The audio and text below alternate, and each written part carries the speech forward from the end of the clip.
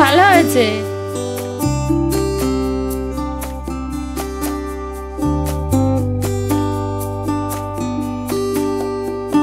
কি রান্না বনু? কি রান্না হবে? এই তো সরষে ইলিশ হবে আর আলু ভাজা।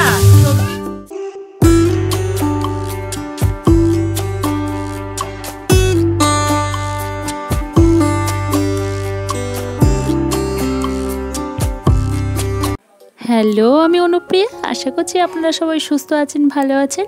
প্রিন্সেস ফ্যামিলিতে আরও একটা নতুন ব্লগে সবাইকে স্বাগত জানাই। আমার চ্যানেলে যদি নতুন হয়ে থাকেন প্লিজ সাবস্ক্রাইব করে পাশে থাকা বেল আইকনকে প্রেস করে রাখুন, তাহলে আমার পরবর্তী ভিডিও নোটিফিকেশান সহজেই চলে যাবে আপনার ফোনে। আপনারা তো জানেন বাড়িতে মাসিমণি পূজা আছে। পূজা যেহেতু অনেক দিন পর আমাদের বাড়িতে এসেছে আর দুদিন আছে, তাই মা এই দুদিন ওর পছন্দ মতো খাবার বানাচ্ছে। আর আমাদের বাড়িতে তো কোনো মেয়ে নেই, তাই পূজাকে বাড়ির সবাই খুব ভালোবাসে, একদম মেয়ের মতো। আর পূজাও আমাদের বাড়িটাকে মাসির বাড়ি নয়, বাপের বাড়ি মনে করে। তাই আজ ওর পছন্দ মতো বানানো হচ্ছে দুধ পুলি। আমি তো পিঠেগুলোকে তৈরি করছিলাম আর মা ওদিকে তালের বড়া ভাজা করছিল। আর জানেন, দুধ বোতলে করে ফ্রিজে রেখেছিলাম, এতটাই বরফ হয়ে শক্ত হয়ে গিয়েছিল কি বলবো।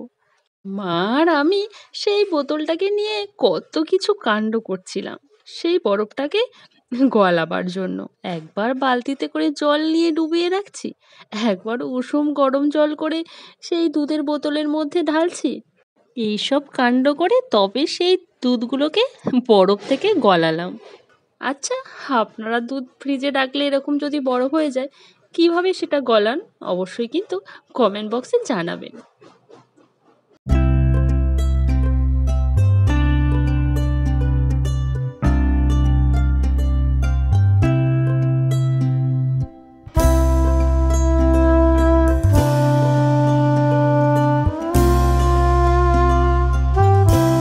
আর এই দেখুন, মাসিমণি দুটো কাঁথা সেলাই করে এনেছে। এখন তো কাঁথার চল উঠেই গিয়েছে, তবে এটা কিন্তু দেখতে খুবই ভালো লাগছে। ফ্রেমের মাধ্যমে সেলাই করেছে, গোল গোল করে ডিজাইন করেছে, দেখতে কিন্তু বেশ ভালোই লাগছে বলুন।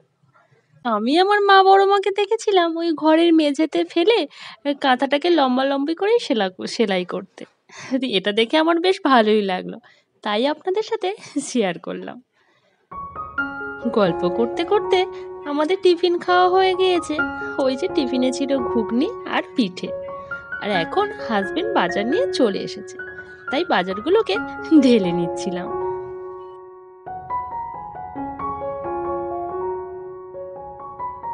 আরে কি রান্না বনু? কি রান্না হবে? এই তো সরষে ইলিশ হবে আর আলু ভাজা, সবজি, ডাল, মাংস। আজ বাড়িতে অনেক লোক, জানেন। ওই যে মাসিমণি আর পূজা রয়েছে, আর মেসোমশাই আসবে, আর মাসির ছেলে, আর আসবে দাদা। দাদা মানে পূজার বর। তাই আজ রান্নাঘরে অনেক কাজ। আমি তো মাছটা কেটে নিয়েছি, ততক্ষণে মায়ের এদিকে আলু ভাজাও কমপ্লিট আর সবজি ডালও প্রায় হয়ে এসেছে। এখন শুধু এই সবজি ডালের মধ্যে জিরেটাকে ভেজে গুঁড়ো করে দিলেই হয়ে যাবে। ততক্ষণে আমি ওদিকে মাংসগুলোকে ভালো করে পরিষ্কার করে ধুয়ে নেব। দেখুন, এই যে বাজার থেকে প্লাস্টিকগুলো নিয়ে আসে আর এমনভাবে গিঁট দিয়ে দেয় কিছুতেই খোলা যায় না। আমার তো এতে ভীষণ রাগ হয়। আপনাদের কি ঠিক এরকমই হয়? দেখুন, আমি প্লাস্টিকটাকে কিছুতেই খুলতে পারিনি, শেষ পর্যন্ত পাশ থেকে প্লাস্টিকটাকে ছিঁড়ে ফেলেছি। এদিকে আমি মাংসগুলো ধুয়ে নিচ্ছিলাম, আর অন্যদিকে মাংস হচ্ছে বলে দেখুন কে পেঁয়াজ ছাড়াচ্ছে। কি সুন্দর করে একটা একটা করে ছাড়িয়ে পাশে খোলাগুলো ফেলে দিচ্ছে। এবারে ফেলছে। মামি খাইগো, মামির হাতে দিয়ে দাও।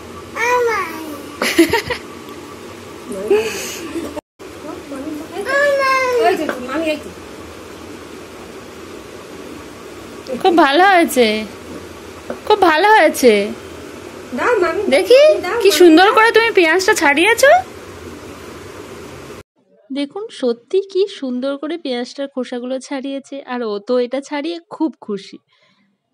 যাই হোক, এদিকে আমাদের সর্ষে ইলিশটা হয়ে গিয়েছে। এখন মাংসটা আমি আর হাজবেন্ড দুজন মিলেই বানাবো।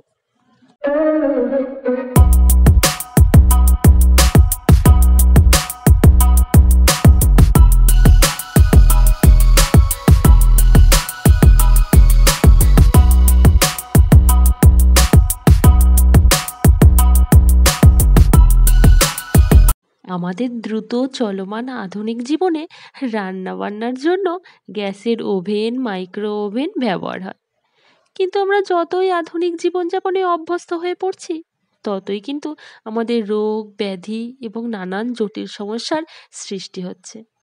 আজ বাড়িতে এতজনের রান্না, তাই আমাদের এই বড় ওভেনটাকে বের করতে হলো।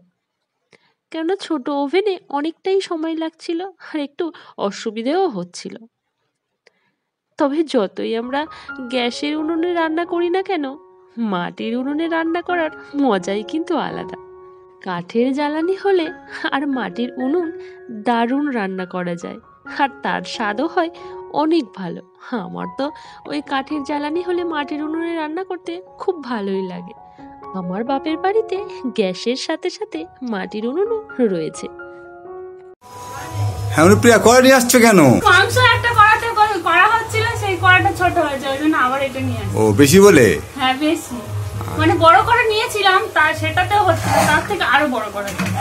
আচ্ছা আচ্ছা ঠিক আছে, তাড়াতাড়ি করে না, বড্ড গরম। আবার বড় কড়া বসাতে হলো, ছিল কিন্তু এই কড়াটাতে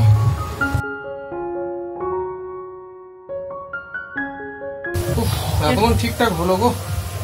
ওই কড়া আমি ভাবছিলাম যে ওটাও বড় কড়া, ওতে হয়ে যায় কম দেখেছো?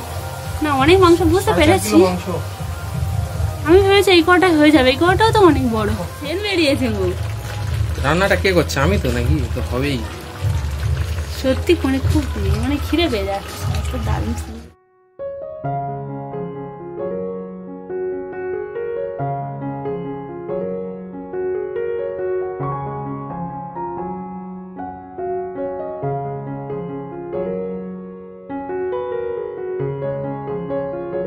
স্নান সেরে নিয়েছি, এখন জামা কাপড়গুলো মেলে দিয়ে রেডি হয়ে নিচে যেতে হবে।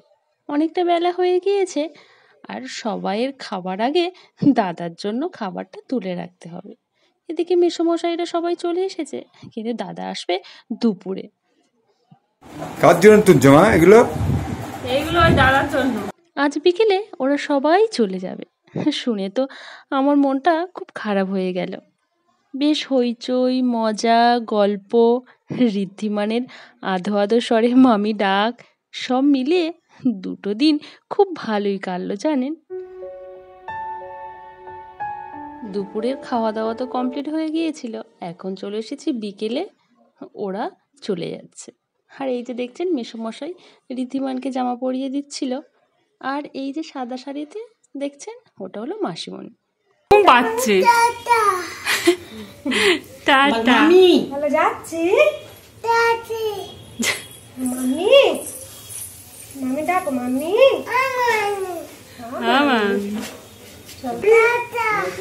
ওরা চলে যাওয়ার পর আমরাও একটু বেরিয়েছিলাম, সাথে বোনকেও ফোন করে নিয়েছিলাম। আর এই যে রাস্তাটা দেখছেন, এই রাস্তাতে যেতে আমার তো ভীষণই ভালো লাগে। রাস্তার দুধারে সবুজ ধানের ক্ষেত, আর আকাশের একদিকে পেঁচা তুলোর মতো মেঘ জমে, আর অন্যদিকে কালো ধোঁয়ার মেঘ, সব মিলিয়ে এক অসাধারণ সুন্দর পরিবেশ।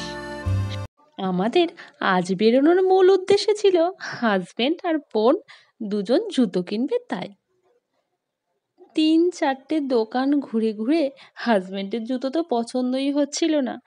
শেষমেশ এসে একটা দোকানে জুতো পছন্দ হলো, এই যে এই জুতোটা।